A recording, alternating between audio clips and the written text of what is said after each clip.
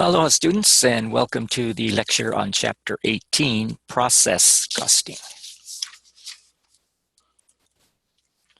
In this chapter, we're going to look at the flow of costs through a process costing system. We're going to look at the calculation of equivalent units of production for materials and for conversion costs. We're going to look at how to prepare a production cost report using the weighted average method. And then finally, we'll learn how to use a production cost report in making decisions. Okay, so learning objective 1, describing the flow of costs through a process cost system. As we learned in a previous chapter, companies that manufacture batches of unique products or provide customized products or provide specialized services use job order costing to determine product costs. Smart Touch Learning, which we saw as an example in the previous chapter, used job order costing for tracking cost of the tablets, as you remember. Contrast to that, companies which manufacture large quantities of homogeneous products through a system of uniform steps or processes use process costing to determine product costs. In other words, companies that do the same thing over and over and over, they use process costing. So examples of manufacturers which use process costing are soft drink bottlers, paint manufacturers, gasoline refiners, and those are all examples of companies that do the same thing over and over and over. So job costing, as you remember, accumulates costs by job or projects, but process costing accumulates costs by processes instead, or steps in the manufacturing process. As you remember, job order costing used a single work-in-process inventory account, but in process costing, we have a separate work-in-process inventory account for each step of the process or each process. Records are kept in job costing through job cost sheets. So you have a separate sheet for each job where you keep track of jobs. On the other hand, in process cost systems, we keep track of costs through a production cost report for each department or process or steps in the manufacturing. Okay, and then under job costing, we transfer cost. In other words, we put it from in process to completed when the job is completed. For process costing, we transfer the cost out at the end of each accounting period. We don't wait till the product or job is done because there is no jobs under process costing. As you remember, it's just the same thing over and over and over again. Okay, there's two different methods for using process costing: weighted average, which we will look at in this chapter, and then first in, first out, FIFO. If you look at the appendix, it describes the FIFO process costing method, but we will not be looking at that in this course, just the weighted average method. Okay, so as we look at how process costing works, we will be using Cheerful Colors, which is a fictitious crayon manufacturing company for our examples. So Cheerful Colors has 3 processes in its production process: mixing, molding, and packaging. So we're going to keep track of costs by each materials such as wax and pigments. The heated material is then pumped to the molding department where it's poured into molds. And then after the molds cool and become solid crayons, the crayons are removed from the mold and then transferred to the packaging department where paper wrappers are added to each crayon and the crayons are boxed up. The crayons accumulate production costs during each of the processes. So the company assigns cost to the crayons that pass through the processes. So as you can see, it costs $200 for cost in the mixing department, $100 for the molding department, and $300 for the packaging department. We're assuming that there's 10,000 crayons that were produced during the period here. So the total cost of producing those 10,000 crayons was $600 here. So next step then, well, there's the $6 per crayon. So what we're going to do next is then, well, before that, why does a manager need to know what the cost per unit of each process is? Well, knowing this amount enables a manager to control costs. So the company can look for ways to cut the costs where actual processes exceed what was planned. So you can look for things like inefficiencies. The cost per unit is also needed so that the manager can set the selling price. You got to know what it costs in order to know what you sell it for. The selling price must be greater than the cost of making the product so that the company can earn a profit, obviously. Okay, in addition, the cost per unit is needed in order to calculate the inventory balances. The company needs to know the ending balance of the work in process inventory, the finished goods inventory, and the cost of goods sold for the period.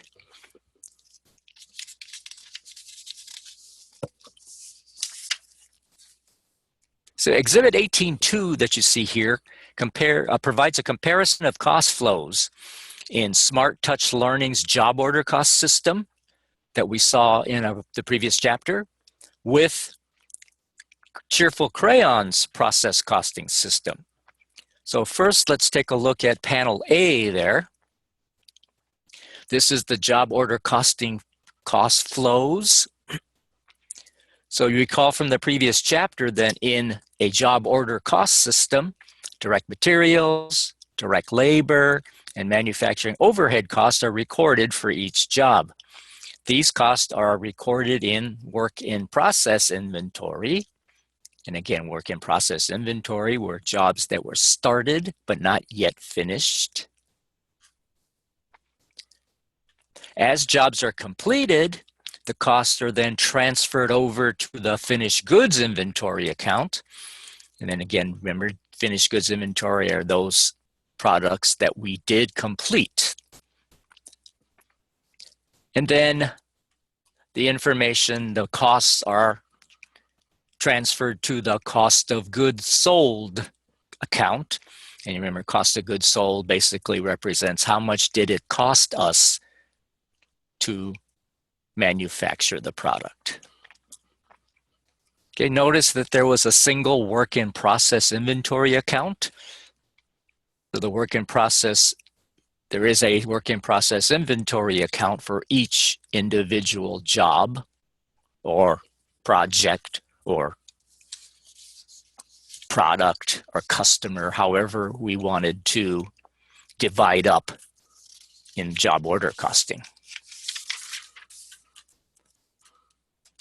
Looking at panel B, that's the process costing job flow, or cost flow, sorry.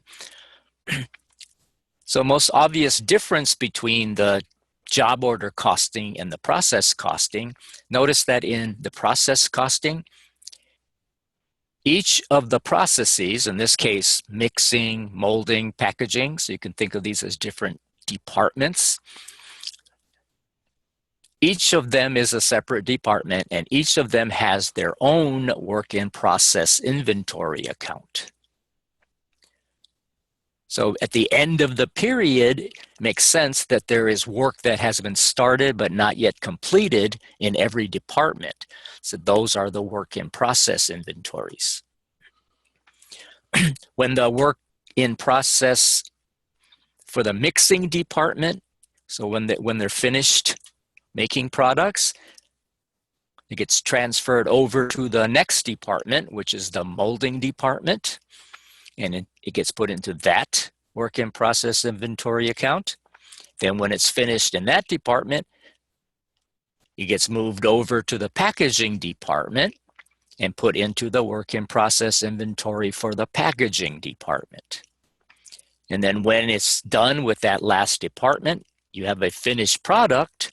So then everything gets transferred to the finished goods inventory. And at the same time, the cost transferred to the cost of goods sold.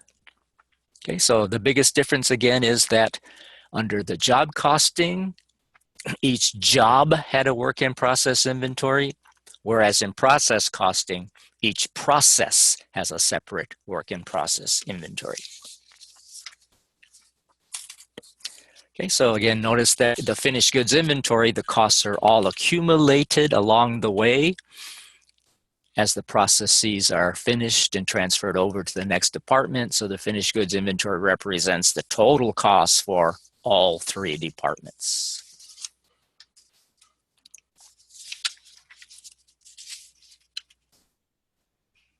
The slides include a series of examples that I think we'll skip. So these are like little mini quizzes, and we'll just quickly run through these. Skip over them, I should say.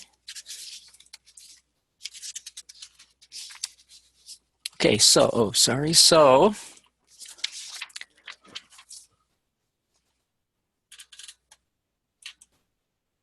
okay, so for learning objective 2, the next thing we're going to do is calculate equivalent units of production for both direct materials and conversion costs. Okay, so Exhibit 18-3 illustrates the point that all the costs must be accounted for. Because the production process takes time, companies may have products that are not complete and still in process at the end of the period. We accumulate production costs by process.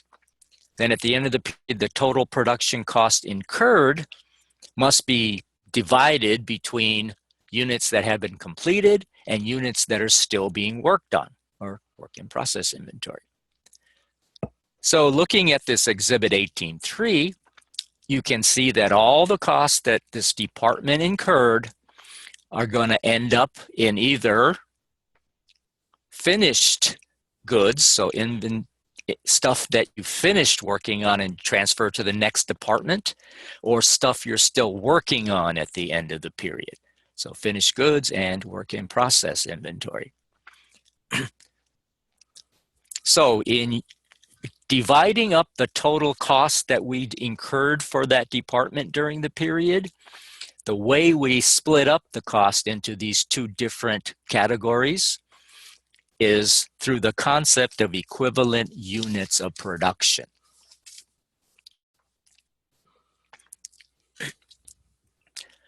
So example is Cheerful Colors production plant has 10,000 crayons and ending work in process and packaging. Okay, so again, work in process inventory means inventory that they're working on but haven't finished yet at the end of the period. It says the crayons are 40% complete for direct materials and 80% complete for conversion. The direct materials, that's obvious, it's all the raw materials that get put into the production process. So at the end of the period, these crayons had 40% of the direct materials in them already. In other words, 60% more need to be finished with respect to the materials. And it's 80% complete for conversion costs. Conversion costs are the total of direct labor plus manufacturing overhead. Okay, so that means that essentially 80% of the labor has been put into these crayons that are sitting there at the end of the period, not yet done. So the question is, what's the equivalent units of production for direct materials and for conversion costs? Whenever we're doing a calculation for equivalent units of production, we always use we always do two different calculations, one for direct materials, another calculation for conversion costs. Okay, so let's see how this is done in our example of crayons. So for direct materials, again, they had 10,000 crayons left over in the ending in the work in process inventory, the packaging department. So they were started but not finished yet. And 40% of the materials, as is indicated there, were put into the process so far. Okay, so the equivalent units of production is the 10,000 crayons, so the physical number of crayons that we have at the end of the period that's not done yet, times the percentage of materials that are in there, that are complete. So 40% of the materials are in there. We had 10,000 physical crayons. That's equivalent to 4,000 totally finished crayons, or in other words, 4,000 equivalent units of production for materials. Okay, so again, 10,000 crayons left in the work process. They're 40% complete as to direct materials. Multiply that to get 4,000 equivalent units of production. We do the same thing for conversion costs. Okay, again, we have that 10,000 crayons sitting there in ending work in process inventory. They're 80% complete as to conversion costs. And again, remember, conversion costs are direct labor plus manufacturing overhead. So the equivalent units of production is 8,000 equivalent units. Okay, so again, the 10,000 physical crayons we have there, they're 80% complete as to conversion costs. So that gives us 8,000 equivalent units of production.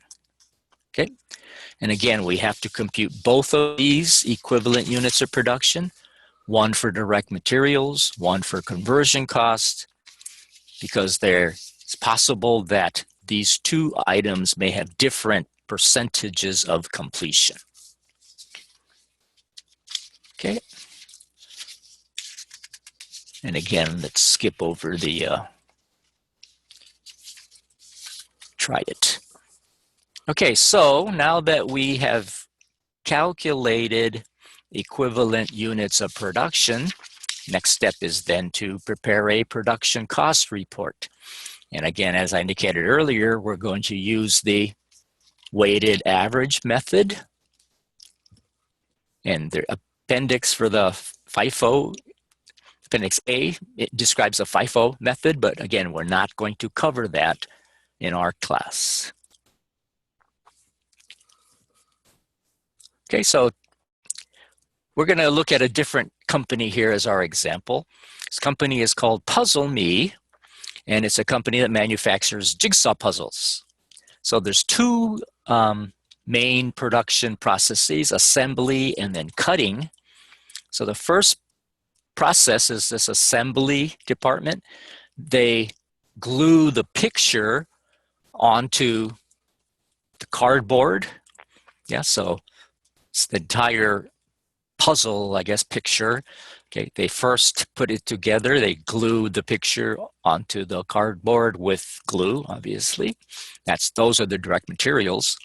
The direct labor would be the guys operating the pressing machines that presses down the picture onto the cardboard. And then manufacturing overhead would be the maintenance and depreciation on the machines. Okay. The cutting department then takes those pictures that are they're glued onto cardboard and then cuts it into puzzle pieces and then packages the pieces into a box. Okay, so the only direct materials they need that haven't been already put into the process, I guess they need a box to put all the stuff in. Okay, the direct labor would be the workers operating those cutting machines. And the manufacturing overhead would be the maintenance and depreciation on those cutting machines. Okay, so that's kind of a illustration of the flow of costs for this particular PuzzleMe company. Okay, so we're looking now at the steps to preparing the production costing report. First, summarizing the flow of physical goods. To compute output in terms of equivalent units of production. So we've done the first two steps already in the section on computing equivalent units of production. Okay, so the first step is to, again, figure out the cost for the total cost for the period for each department, and then how much of that cost is completed and how much is still in process. So that's this bottom portion here. So the total cost that we need to keep track of or to account for is the cost that we had in the product at the beginning of the period. So however much cost there were in the ending work in process of the previous month. Then we have to add the cost for those items that were started, that were started during or added during the period. So whatever costs we already had in the work in process, plus any new costs that were added during the period. Okay, that's the total we account for. And that total has to equal, again, completed and transferred out, so the stuff that's done, plus the stuff that's still being worked on but not yet completed.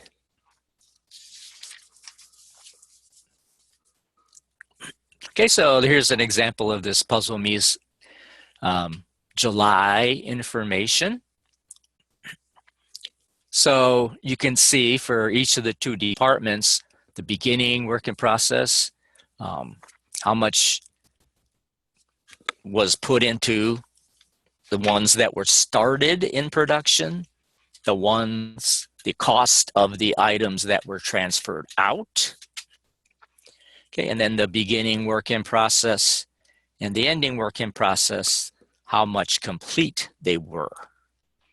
You can see the different costs down here.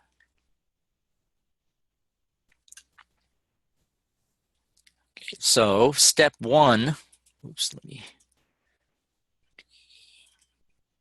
Okay, so step one is to account for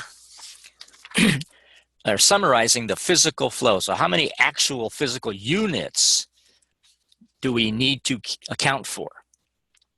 Okay, so we begin by calculating the units to account for, which is the sum of the units in the beginning balance plus the number of units started. And here we're not looking at costs, we're looking at the number of physical units.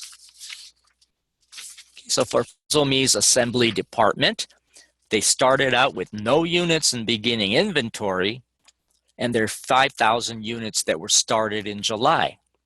So we need to account for 50,000 units. So let me go back to the data that they gave us. There, so again, they didn't have any units in beginning work in process.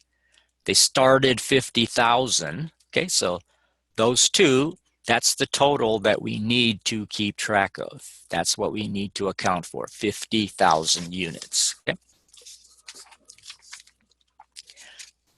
So the next step is then, how many of those 50,000 units did we finish and then transfer out to the next department, and how many of them are still being worked on? Okay, so the total units accounted for have to equal the total units to be accounted for up here. So we know that, in other words, 50,000 units were either transferred out or still, therefore, in process. We know that according to, let me go back to the table.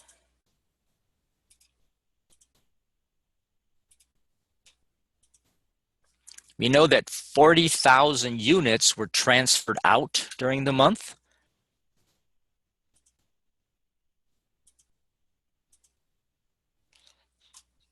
Therefore, if we have to, if the total that we need to account for is 50,000, if 40,000 were completed and transferred out, that must mean that 10,000 units are still being worked on, though that 10,000 units are in process. Okay. So again, this is hard to see, but again, the first part of our production cost report here, indicates the units to account for. Again, the beginning units plus those that were started, the 50,000. Then the amount transferred out, 40,000. And the ending work in process, the 10,000, to again equal the 50,000. So these two numbers always have to be equal. Okay, so the first step in the production cost report is preparing that whole units column there. So those are physical. Rather than whole units, I would have rather had them indicate this as physical units. Okay, so those are the actual number of units there. Okay, so step 2 is to compute the equivalent units of production. And as you remember from our earlier discussion in this chapter, we compute 2 different equivalent units of production. One for direct materials, the other for conversion costs. So for direct materials, we have 2 lines here. One is the completed units, and as we saw earlier, that's 40,000 units. And then the in-process units, there's 10,000 of them. And have patience while I go back to the, it's kind of a pain going back and forth, but hold on. Going back to the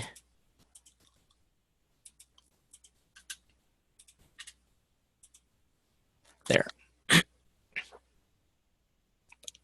Whoops. Okay. Does it tell you there? Hold on.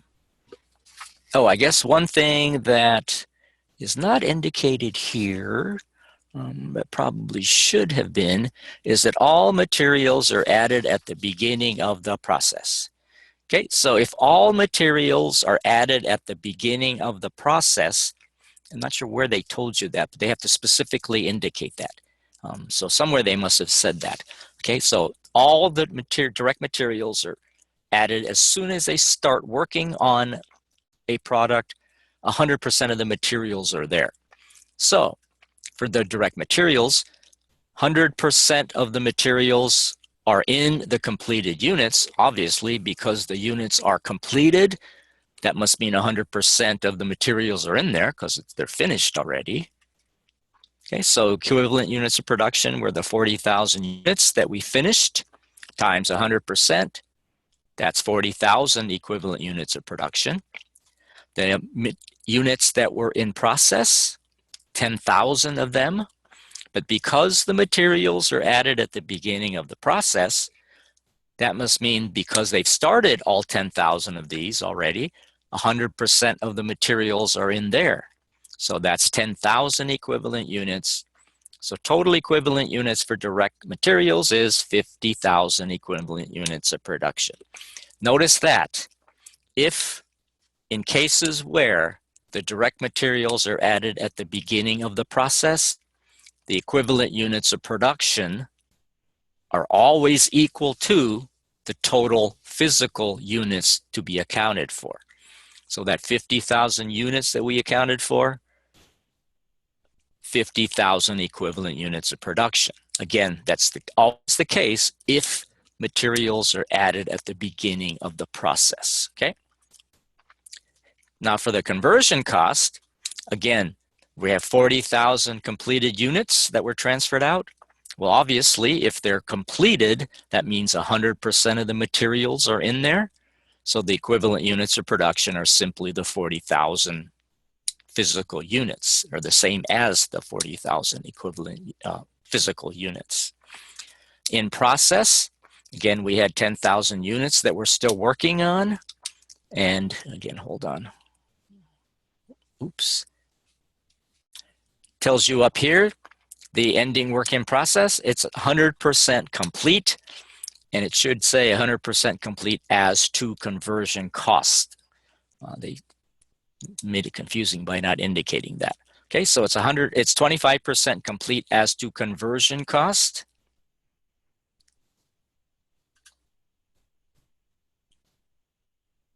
So in the units that are still being worked on, 10,000 of them, they're 25% complete as to conversion costs.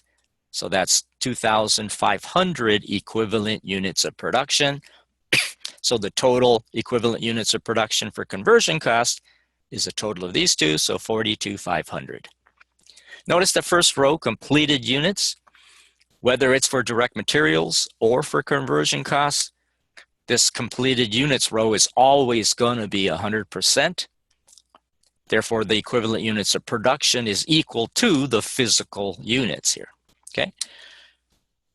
The second line here for conversion costs, the equivalent units of production for those that are still in process, whatever percent complete it is, and that's going to be given to you, times the physical units, that equals the equivalent units of production. Okay, so again, the equivalent units of production for direct materials is 50,000.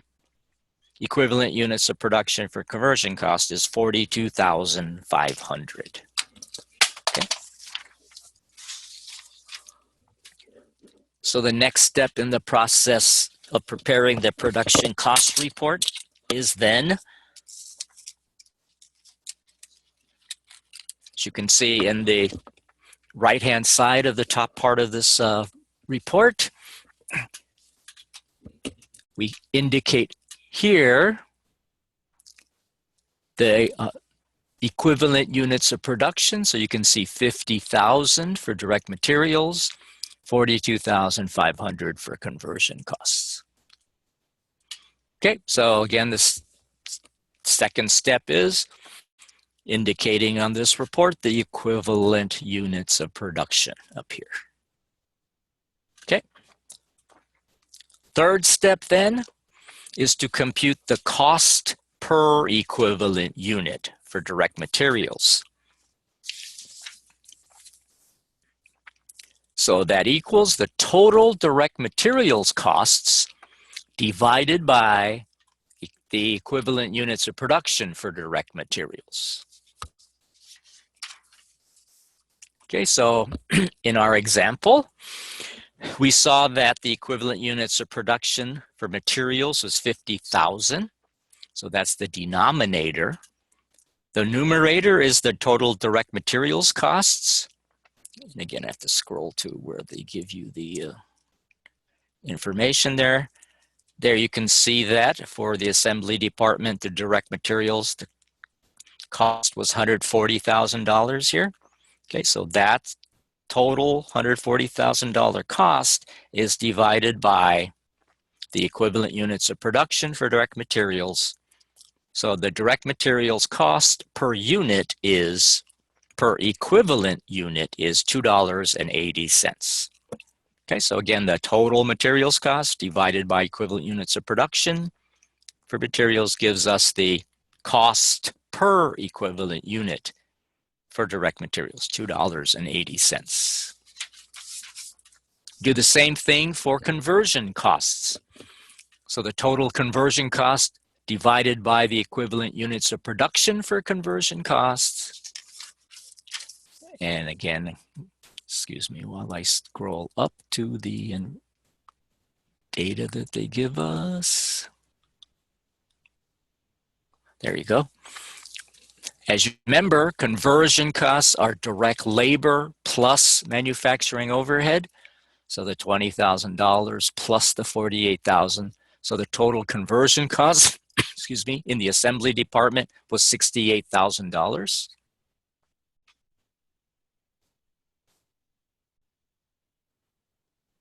Okay, and there's the $68,000. Again, divided by the equivalent units of production for conversion costs, the 42,500 we computed a little while earlier, gives us $1.60 per equivalent unit of production. So that's the per unit cost, $1.60. Okay, we put that into our production cost report now. So down here in the near the bottom of this thing on the right side, you can see that for direct materials, the total cost was, here's the $140,000. Conversion cost, it was the $68,000 here. Again, we divide by the equivalent units of production for each of these two categories, direct materials and conversion cost.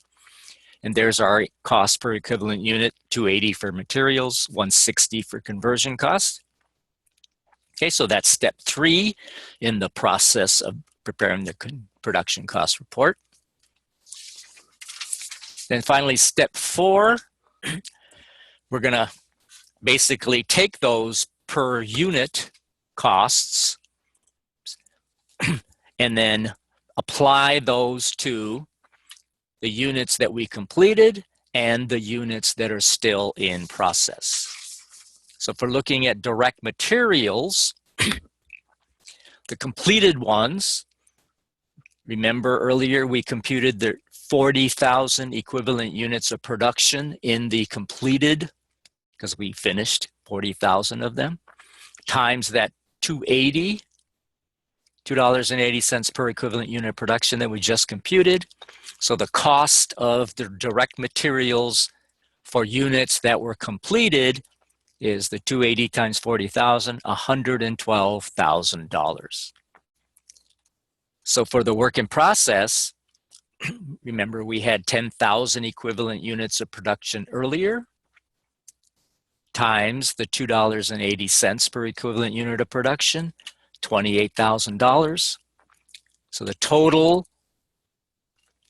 cost for the completed units plus the total cost of direct materials for the work in process will give us the total cost of $140,000, which you remember we saw earlier as the total cost of direct materials. So what we just did here is divide up that $140,000 cost of materials into its two components, the direct materials in the completed units and the direct materials in the work in process. We do the same thing for conversion costs. So the completed units, again, we had 40,000 equivalent units of production at $1.60 per equivalent unit of production. Gives us 64,000 is the cost of conversion costs that are in the completed units. Work in process, equivalent units of production that we saw earlier was 2,500 equivalent units of production times the $1.60 per equivalent unit that we completed in step 3. So that's $4,000. Total of $68,000. And as you remember, that's the total cost for the labor plus the manufacturing overhead that we saw earlier. Okay, so then the final step in this production cost report is putting the information we just calculated, so the cost information at the bottom of the form. So you can see here, the total cost of the units that were completed and transferred out, the $112,000 for materials, $64,000 for conversion costs, for a total of $176,000. The ending work in process, the cost is $32,000, which is comprised of the $28,000 total cost in the direct materials, $40,000 total cost of conversion costs. And then we put that all into, oh, this is the information, sorry, that was provided earlier in the process. This is all the cost data that we looked at in calculating our production cost report for the assembly department. Okay. The next step then is to prepare the production cost report for the cutting department, the next department. I think I'll leave it to you to go through this on your own. Okay, so here's the information here. Okay, what I'd like for you to do then now is pause this recording and then prepare the production cost report for July for the cutting department. Okay, so again, let me go through quickly the different steps, and then I want you to pause the recording and then do the calculations. So again, don't forget the first step is to account for the physical units that we need to keep track of. And I'm going to go through this really quickly because I want you to redo this on your own instead of going through this in detail. But again, you figure out the units that we need to account for. Then we have to see whether those units are completed or transferred, or completed and transferred out, or still in process. Yeah. And don't forget though, that physical units information goes here on the left-hand side, upper left-hand side of our production cost report. Okay. Step 2 is to compute the output, the equivalent units of production. Okay, and this one, because it's the second department here, okay, there's an additional category here called transferred in. Okay, so the equivalent units that were transferred in, and you can see here looking at, whoops,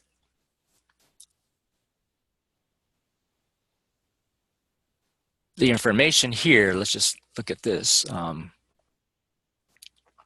Notice that the physical units transferred in is the same as the physical units of the direct materials amounts here, the 38,000 and 7,000 that we saw earlier here. Yeah.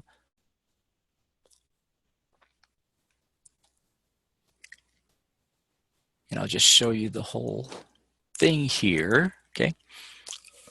I'm quickly going through this because for purposes of our class at least, more concerned with the first process or the first department's information, not so much on the second department where there are units that were transferred into their department. So, but just to go through the process of the second department here, I'm kind of showing you what happens, okay?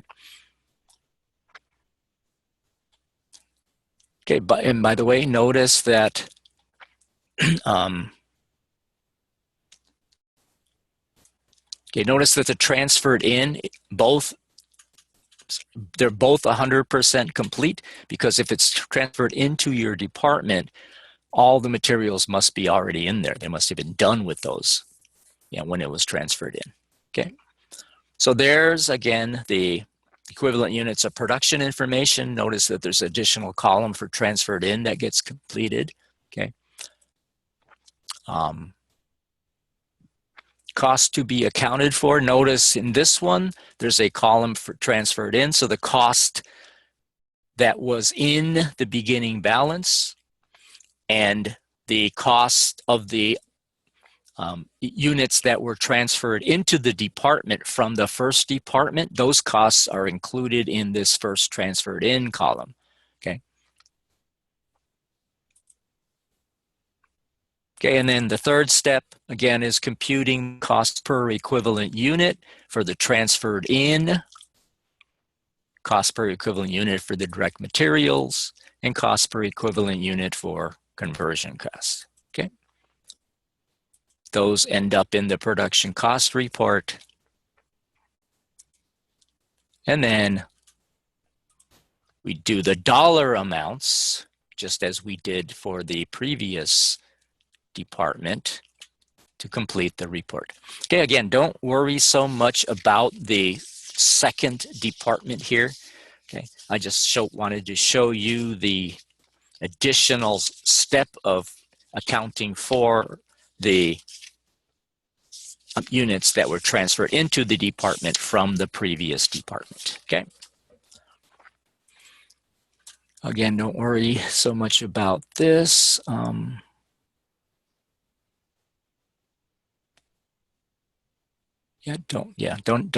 worry about these try it things. I'm going to take it out of the next lecture. So, okay.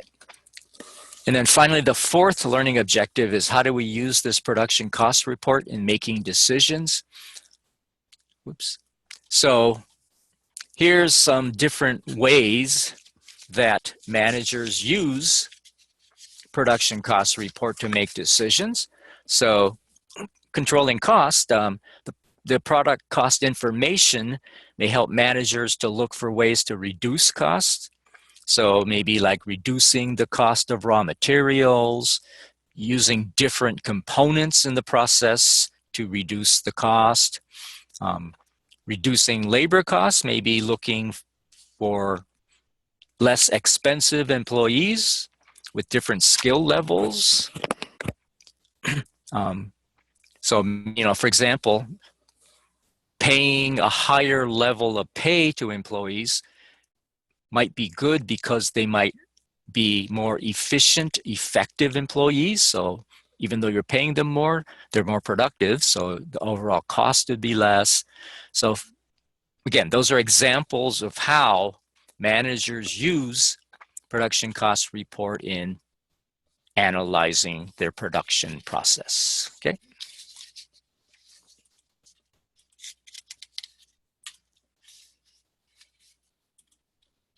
Okay, and that's the end of chapter 18. Okay, so again, a good summary of the chapter is the production cost report. That includes all of the elements, individual pieces that we looked at in the chapter. So accounting for, step one, accounting for the physical units that we need to account for.